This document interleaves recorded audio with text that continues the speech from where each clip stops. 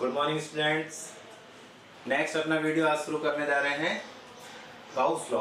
ठीक है, इससे पहले हमने वीडियो में डिस्कशन किया था इलेक्ट्रिक फ्लक्स। सेकेंड चैप्टर का सबसे पहला टॉपिक इलेक्ट्रिक फ्लक्स, और हम लोग नेक्स्ट आज स्टार्ट करने जा रहे हैं गाउस लॉ।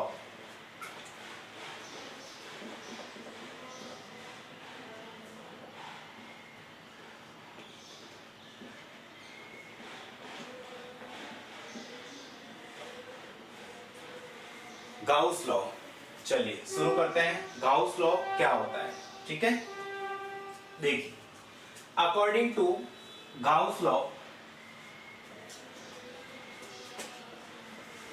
किसी भी नेट इलेक्ट्रिक फील्ड से जो इलेक्ट्रिक फ्लक्स पास थ्रू हो रहा है, ठीक है, वो इलेक्ट्रिक फ्लक्स क्लोज्ड सरफेस से रिलेटेड या क्लोज सरफेस के अंदर टोटल चार्ज, ठीक है, टोटल चार्ज किससे रिलेटेड? क्लोज सरफेस से। इसको एनक्लोज सरफेस के लिए total charge Q, sigma Q लिख देता हूं, और एप्सिलॉन नॉट का मतलब क्या होता था? परमिटिविटी ऑफ एयर और वैक्यूम, इन दोनों के रेशियो के इक्वल होता है क्या? Electric flux. According to Gauss law, Gauss law क्या कहना चाह रहा है आपसे कि किसी भी एनक्लोज सरफेस, क्लोज सरफेस से रिलेटेड टोटल चार्ज, ये क्या है? टोटल चार्ज, ठीक है, और टोटल चार्ज और परमिटिविटी ऑफ वैक्यूम और एयर का जो रेशियो होता है वो इलेक्ट्रिक फ्लक्स के इक्वल होता है। ये गाउस लॉ है, ठीक है, ये गाउस लॉ है। और according to definition of electric flux, according to definition of electric flux क्या होता था बेटा? E dot D S del S या डेल ए या डी ए, ठीक है, इक्वल टू मैं क्या लिख सकता हूं? Sigma Q upon epsilon not, sigma Q upon epsilon naught. ये क्या है? गाउस लॉ है। ये गाउस लॉ है, और इस फॉर्मूले को क्या बोलते हैं? Mathematics form of Gauss law. ये mathematic form of Gauss law है। तो बोर्ड के अंदर कभी कभार क्वेश्चन ये पूछा जाता है आपसे कि write the mathematical formula of Gauss law, ठीक है, तो सीधा आपको क्या लिखना है? Phi equal to E dot del S equal to sigma Q upon epsilon naught. Statement नहीं लिखना है, ठीक है। चलिए अब बात करते हैं, ये सिग्मा क्यू है, इसके बारे में मैं आपको थोड़ी सी जानकारी दे देता हूं। सिग्मा क्यू का टोटल चार्ज हमने प्रॉपर्टी ऑफ चार्ज में पढ़ा था। जो चार्ज होता है ना, वो एडिटिविटी ऑफ चार्ज किस लॉ को फॉलो करता है? एल्जेब्रिक सम, ठीक है। सपोज ये कोई क्लोज सरफेस है, इसमें चार्ज है 3q minus 2q plus 2q, ठीक है, तो इस पर नेट चार्ज कितना रहेगा? 2 और 2 प्लस माइनस का कैंसिल आउट, तो बचेगा प्लस का 3q, तो इसके ऊपर नेट चार्ज आएगा प्लस 3q। ये होता है सिग्मा q। तो इसके लिए सिग्मा q का वैल्यू कितना मिल गया मेरे को? प्लस का 3q, ठीक है। ये होता है गाउस लॉ। अब जो गाउस लॉ की कुछ प्रॉपर्टी मैं आपको बता रहा हूं। गाउस लॉ जो होता है ना, इसके लिए कुछ प्रॉपर्टी है, उसके अकॉर्डिंग ही इसका हम लोग यूज ले सकते हैं।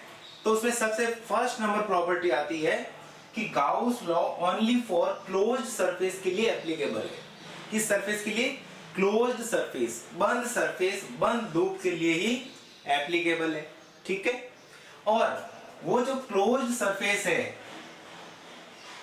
क्लोज्ड सरफेस, इस क्लोज्ड सरफेस को हम लोग गाउसियन सरफेस भी बोल सकते हैं, गाउस सरफेस भी बोलते हैं। किताबों में लिखा हुआ है गाउस सरफेस या गाउसियन सरफेस, क्लोज सरफेस एक ही चीज होती है, ठीक है।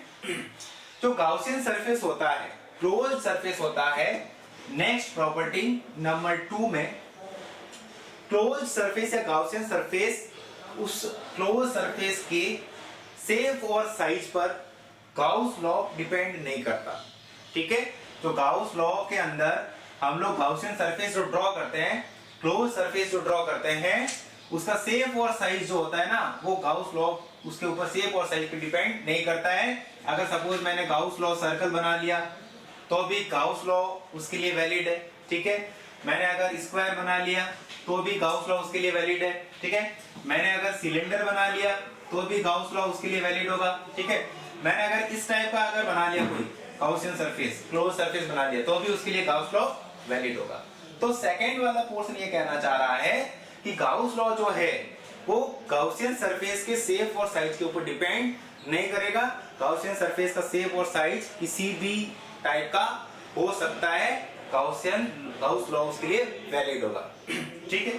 चलिए नेक्स्ट प्रॉपर्टी में जो गाउस लॉ होता है वो ओनली फॉर उस क्लोज्ड सरफेस के अंदर वाले चार्ज के ऊपर डिपेंड करेगा, ठीक है।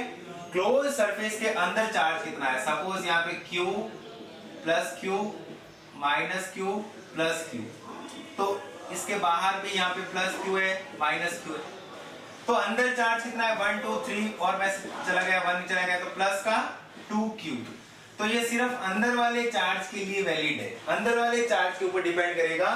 जो इस सरफेस के बाहर जो चार्ज है ये चार्ज, इनके ऊपर गाउस लॉ वैलिड नहीं है, उनके लिए ये वैलिड नहीं होगा, ठीक है।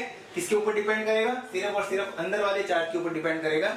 जो बाहर चार्ज है उनके लिए ये सरफेस के उन चार्जों के लिए ये वैलिड नहीं है, उनके ऊपर डिपेंड नहीं करेगा, ठीक है। चलिए नेक्स्ट प्रॉपर्टी के अंदर, ठीक है, गाउस लॉ जो होता है ना वो इनवर्स स्क्वायर लॉ को भी फॉलो करता है, जिस टाइप से कूलम्ब लॉ करता था इनवर्स स्क्वायर लॉ, ठीक है। इसके अलावा इसकी प्रॉपर्टी के अंदर हम ही पढ़ सकते हैं, नेक्स्ट प्रॉपर्टी हम लोग ये कह सकते हैं गाउस लॉ में जो एप्लीकेशन, जो भी हम लोग एप्लीकेशन जो डेरिवेशन ले रहे हैं एप्लीकेशन करेंगे, तो गाउस सरफेस जिसको क्लोज सरफेस ले रहे हैं उसके अंदर जितना ज्यादा चार्ज होगा, ठीक है, नेट चार्ज जितना ज्यादा होगा, ठीक है, अंदर बाहर वाले चार्ज के ऊपर तो ये वैसे ही डिपेंड नहीं करता, तो उसके अंदर जितना ज्यादा चार्ज होगा, जितना ज्यादा फ्लक्स होगा, जितना ज्यादा चार्ज होगा तो उतना ही फ्लक्स मिलेगा। सिग्मा क्यू डायरेक्टली क्या होता है, प्रोपोर्शनल होता है ना, तो उतना ही ज्यादा हम लोगों को क्या मिलेगा, फ्लक्स होगा। तो सिग्मा क्यू जितना ज्यादा होता है, ठीक है, गाउसियन सरफेस के अंदर, तो हम लोगों को इलेक्ट्रिक फ्लक्स भी उतना ही ज्यादा मिलेगा। और ग्रेटर देन है तो फाई भी क्या मिलेगा मेरे को, ग्रेटर देन मिलेगा।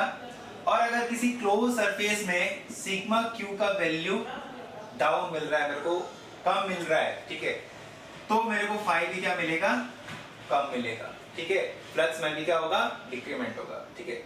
और सपोज मान लीजिए एक ऐसी कंडीशन बन गई जिसके लिए सिग्मा क्यू इक्वल टू 0 ही हो गया, सिग्मा क्यू इक्वल टू 0 हो गया तो उसके लिए फाई भी क्या हो जाएगा, 0 हो गया। ऐसा क्लोज सरफेस, गाउसियन सरफेस जिसके अंदर जो चार्ज है वो 0 है, चार्ज है ही नहीं, 0 हो गया चार्ज, तो उसके लिए फ्लक्स, इलेक्ट्रिक फ्लक्स भी क्या होगा, 0 होगा, ठीक है। चलिए ये तो हमने डिस्कस किया गाउस लॉ और गाउस लॉ की प्रॉपर्टी। नेक्स्ट हम बात करते हैं गाउस लॉ को प्रूफ करके बताते हैं with the help of coulomb law. इसकी सहायता से, कूलम्ब लॉ की सहायता से गाउस लॉ को प्रूफ करते हैं, ठीक है। चलिए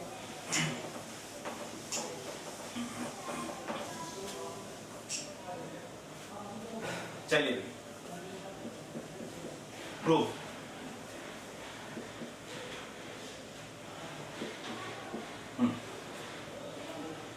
सपोज यहां पे कोई एक चार्ज है,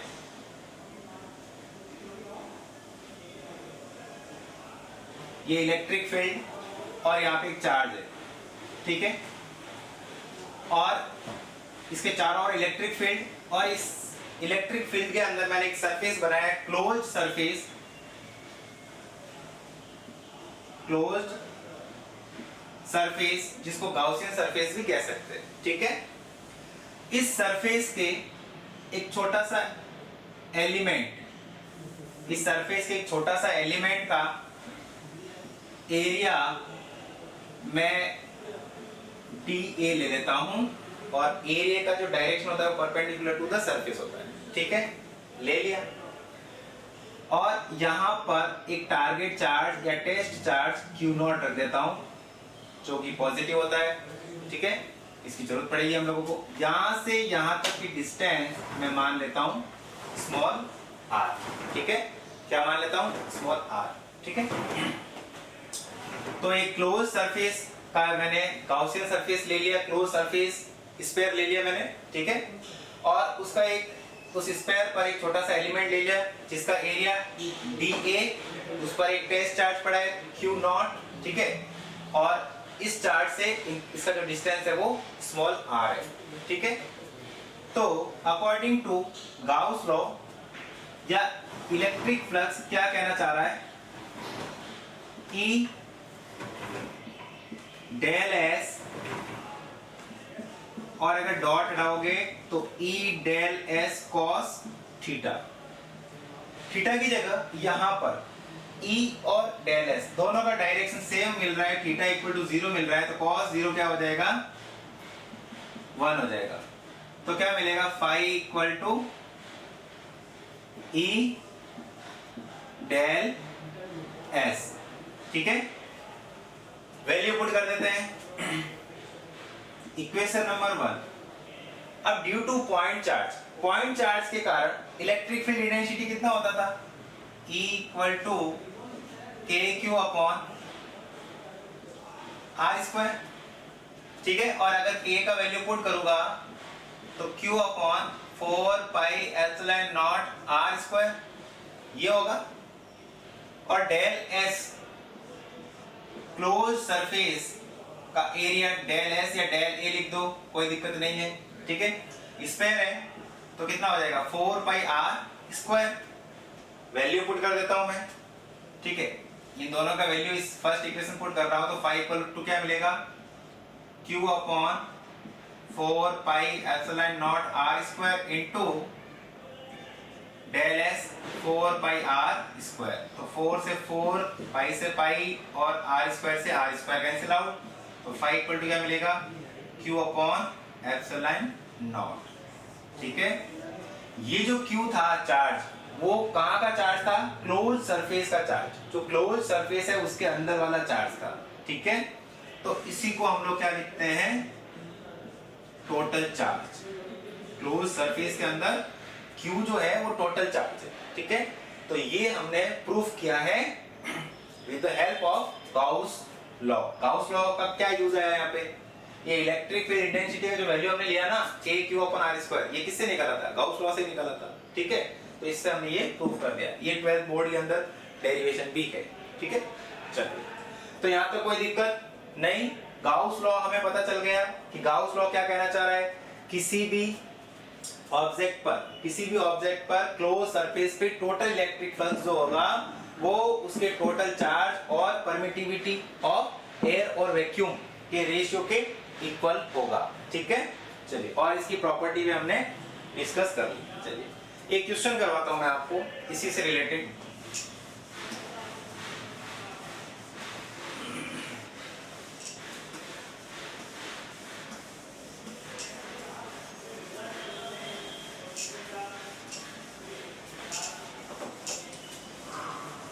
मैं आपको सरफेस दे रहा हूं, अलग अलग सरफेस दे रहा हूं, मेरे को इलेक्ट्रिक फ्लक्स का वैल्यू फाइंड करके बताना है, ठीक है।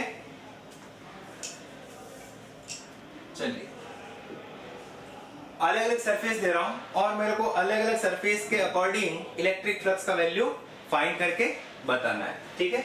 चलिए, ये -2 माइक्रोकूलम, यहां पे दे रहा हूं +2 माइक्रोकूलम, ठीक है। यहां दे रहा हूं मैं बेटा +5 माइक्रोकूलम, यहां दे रहा हूं मैं -3 माइक्रोकूलम, ठीक है। ये दोनों चार्ज फर्स्ट सरफेस में, क्लोज सरफेस है ये, सरफेस फर्स्ट S1, ठीक है। और सेकंड सरफेस में ये तीनों चार्ज है, सेकंड सरफेस में ये तीनों ही चार्ज हो गए, -2 माइक्रोकूलम, -3 माइक्रोकूलम और +5 माइक्रोकूलम। तो ये S2 सेकंड सरफेस में, ठीक है। और थर्ड सरफेस के लिए मैं इस पूरे को ही कवर कर देता हूं, जो सारे के सारे चार्ज है वो थर्ड सरफेस में है S3, थर्ड सरफेस के अंदर, ठीक है बेटा। अब आपको टोटल इलेक्ट्रिक फ्लक्स का वैल्यू फाइंड करना है due to surface S1 and S2 और S3 सबके लिए, सारी सरफेस के लिए इलेक्ट्रिक फ्लक्स निकालना है। ठीक है, तो मैं बात कर रहा हूं बेटा सरफेस S1। सबसे पहले किसके लिए? फर्स्ट सरफेस S1 सरफेस के लिए इलेक्ट्रिक फ्लक्स कैलकुलेट कर रहा हूं। ठीक है बेटा, तो देखो phi equal to E dot del S, ये फॉर्मूला होता है।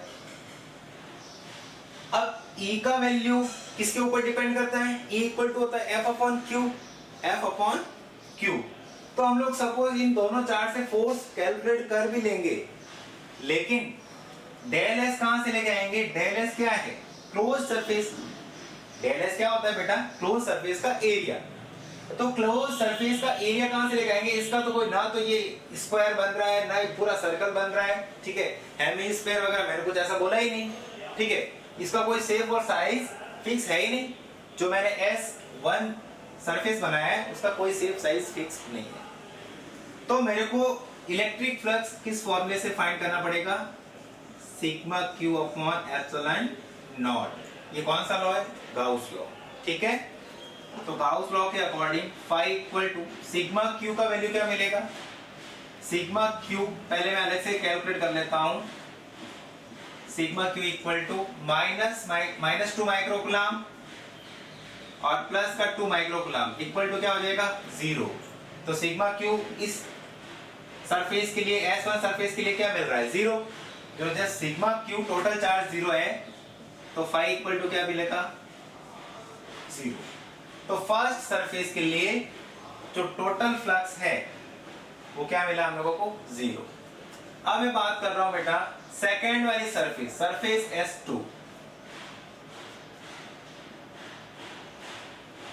सरफेस S2, तो सरफेस S2 के अंदर गाउस लॉ लगा रहा हूं मैं, यूज कर रहा हूं sigma Q upon epsilon naught. तो सिग्मा Q का वैल्यू मैं पहले कैलकुलेट कर लेता हूं।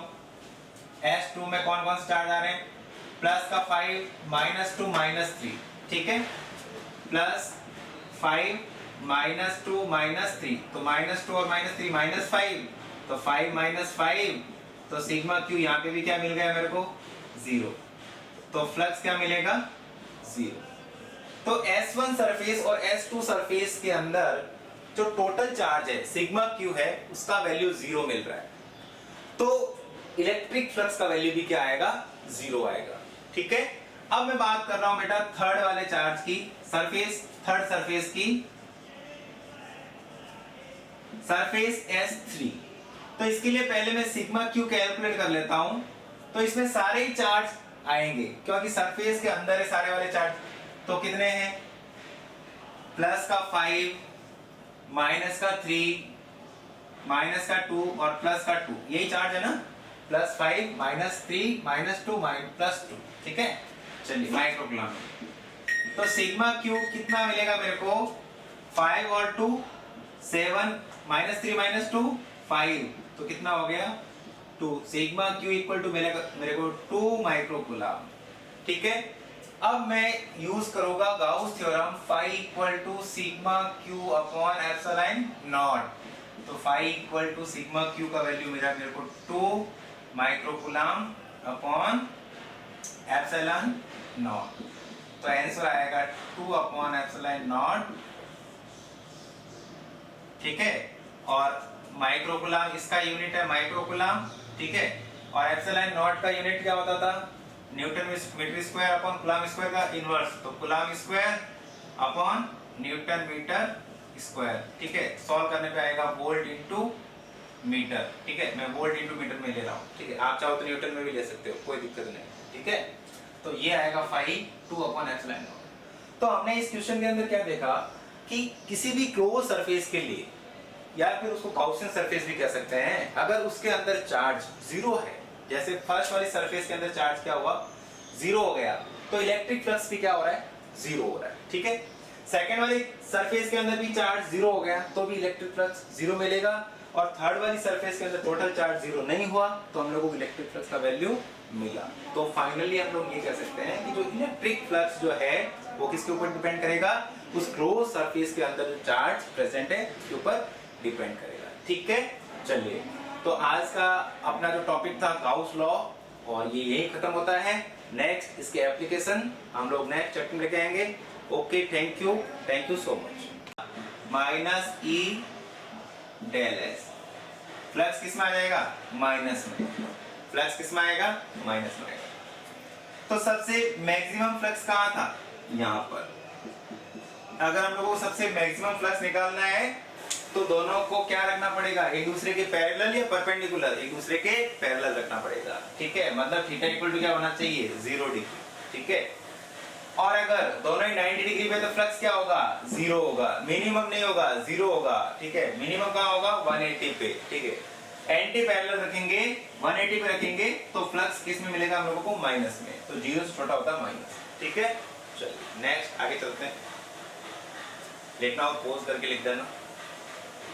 चलो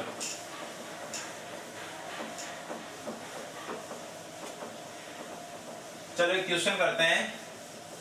12th क्लास का एक क्वेश्चन है, अच्छा क्वेश्चन है, बोर्ड में पूछा जा सकता है, समझते हैं इसको।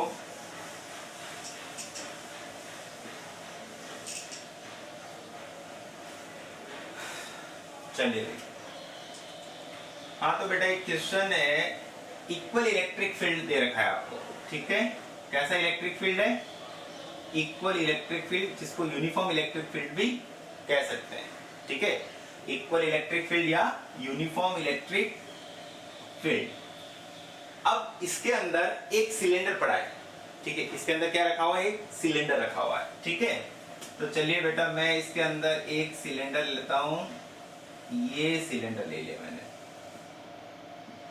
ठीक है, ये एक सिलेंडर रखा हुआ है। ठीक है, और अब आपको क्वेश्चन दोनों तरह से पूछ सकता है, या तो आपको ये कहें कि इस सिलेंडर से टोटल इलेक्ट्रिक फ्लक्स कितना हो रहा है उसका वैल्यू निकालो, या फिर आपको ये क्वेश्चन ऐसे भी पूछ सकते हैं कि प्रूफ कीजिए कि जो सिलेंडर है इससे टोटल इलेक्ट्रिक फ्लक्स 0 है। दोनों ही क्वेश्चन दोनों ही चीजों को पूछ सकते हैं। आंसर जो सॉल्व करने का तरीका है वो एक ही है। तो या तो पूछेंगे कि इससे जो नेट इलेक्ट्रिक फ्लक्स है, टोटल इलेक्ट्रिक फ्लक्स वो कितना है, और या फिर ये प्रूव करिए कि इस सिलेंडर से जो इलेक्ट्रिक फ्लक्स पास थ्रू हो रहा है उसका वैल्यू 0 है। दोनों ही क्वेश्चन आपसे दोनों ही लैंग्वेज में पूछ सकते हैं अलग-अलग। चलिए अभी ये एक सिलेंडर है, इलेक्ट्रिक फील्ड डायरेक्शन इधर। ठीक है, चलिए अब सबसे पहले आप ये देखिए कि सिलेंडर के सरफेस कितने हैं, क्लोज सरफेस कितने हैं।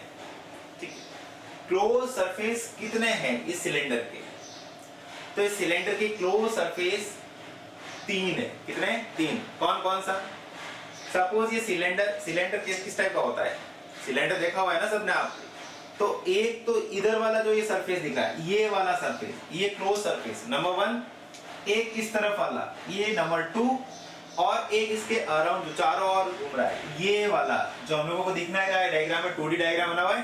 तो उस सिलेंडर के जो चारों वाला जो होता है ना सरफेस, आउटर सरफेस इसको कहते हैं, ये तीसरा क्लोज सरफेस।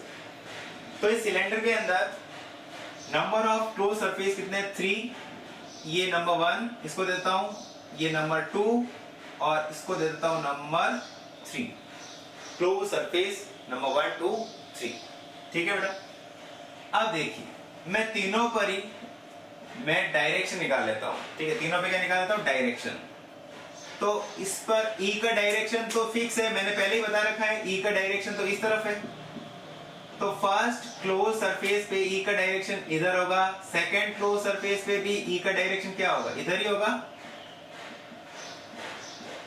और थर्ड पे E का डायरेक्शन किधर होगा, इधर होगा। E का डायरेक्शन तो इधर है तो चेंज नहीं होगा ना, तो तीनों ही सरफेस पे E का डायरेक्शन बता दिए।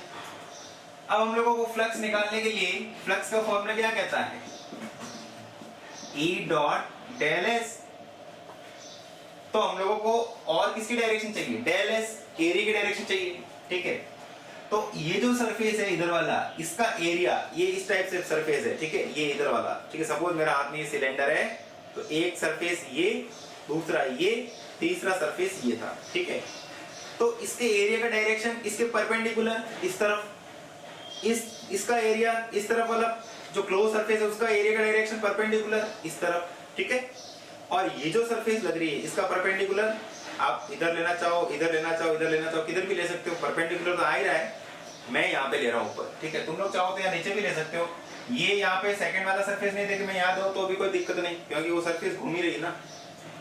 तो ये अलग अलग सरफेस नहीं है, ये एक ही सरफेस है, ठीक है। तो डेल एस का यहाँ पर परपेंडिकुलर हो जाएगा डायरेक्शन इस तरफ, तो फर्स्ट सरफेस से थीटा कितना मिलेगा 0 डिग्री, सेकंड वाले से डेल एस का डायरेक्शन परपेंडिकुलर आउटवर्ड डायरेक्शन में, तो थीटा इक्वल टू कितना मिलेगा 90 डिग्री, यहाँ थीटा इक्वल टू 0 डिग्री, और यहाँ पे डेल एस का डायरेक्शन आउटवर्ड परपेंडिकुलर उस तरफ, तो थीटा इक्वल टू यहाँ कितना मिल जाएगा 180 डिग्री मिल जाएगा, ठीक है।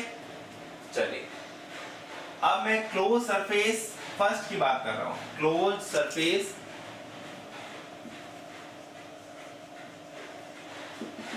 First close surface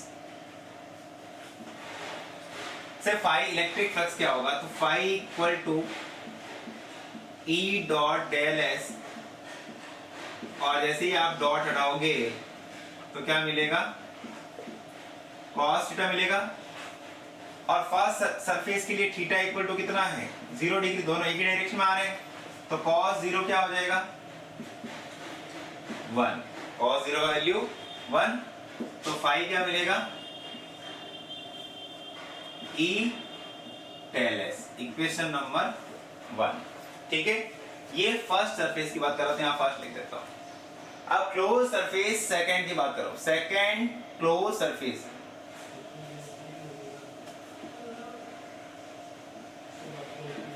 second close surface के लिए थीटा कितना है 90 डिग्री, दोनों के बीच में एंगल कितना है, इलेक्ट्रिक फील्ड और एरिया, इन दोनों के बीच का कितना एंगल है 90 डिग्री, तो cos 90 कितना होता है 0, तो phi equal to E del S cos 90, तो ये 0 है तो टोटल कितना हो जाएगा 5, 0 हो जाएगा, ठीक है।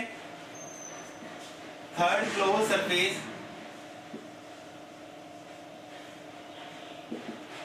थर्ड क्लोज सरफेस के लिए थीटा इक्वल टू कितना मिल रहा है 180 डिग्री मिल रहा है ना, थीटा इक्वल टू 180 डिग्री, तो phi equal to E del S cos 180 और cos 180 इक्वल टू -1, तो phi equal to minus E del S, ये सेकंड सरफेस ये थर्ड सरफेस, इक्वेशन नंबर 2 दे देता हूं इसको 1, ये 2 और ये इक्वेशन नंबर 3। तो सिलेंडर के अंदर जितने क्लोज सरफेस थे उन सब से हमने टोटल फ्लक्स निकाल लिया, अलग अलग सरफेस का फ्लक्स निकाल लिया। अब हम लोगों को टोटल फ्लक्स निकालना है या फिर हम लोगों को प्रूव करना है कि इससे टोटल जो फ्लक्स होगा, इलेक्ट्रिक फ्लक्स होगा, वो 0 होना चाहिए। तो इन सबको मैं क्या कर देता हूँ, ऐड कर देता हूँ। तो total flux phi equal to phi 1 plus phi 2 plus phi 3, ठीक है। कितना हो रहा है अभी, फाई इक्वल टू फाई 1 कितना है E1 del S close surface 1, second का 0 और प्लस थर्ड का माइनस में आ रहा माइनस E